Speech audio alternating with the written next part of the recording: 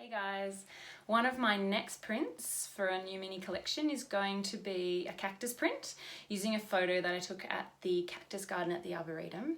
So I was just going to give you a little bit of an idea of how I actually make the prints on the computer and create the repeats that I get printed onto the fabric. So have a look. It's quite a simple process depending on how I decide to use the image, but I think in this case I'm just going to do a very simple mirror image repeat and I'll show you how that's done. So this is the image that I've decided to use. A bit more of a close-up of one of the plants in the garden, but I think there's some really cute details in there which are going to make some nice patterns in a repeat, so that's the one we're going to go with.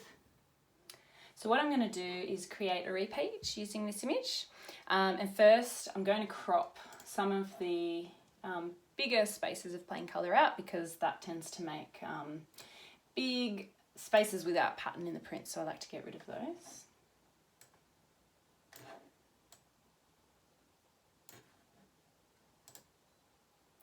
And then it comes down to creating the print.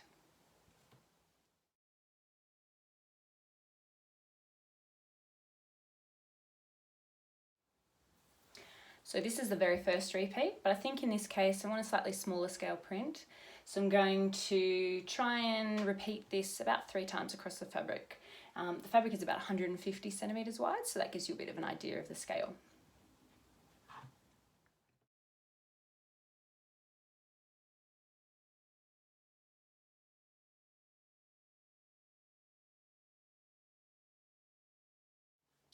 So this is the final print that I've put together.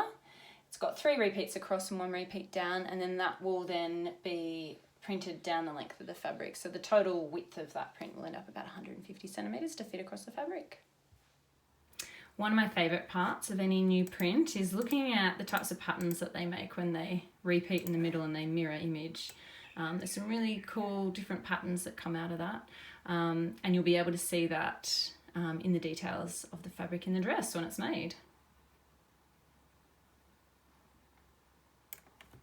So now that I've finished creating the print for the new collection, the next stage is to actually start looking at the designs that are going to feature in the next collection. So once I've done those designs, I'll actually put them onto the fabric print on the computer so that I can see exactly how this print is going to sit on the body, whether there's any problems, any funny shapes that I need to rethink. So that'll be the next thing that I do.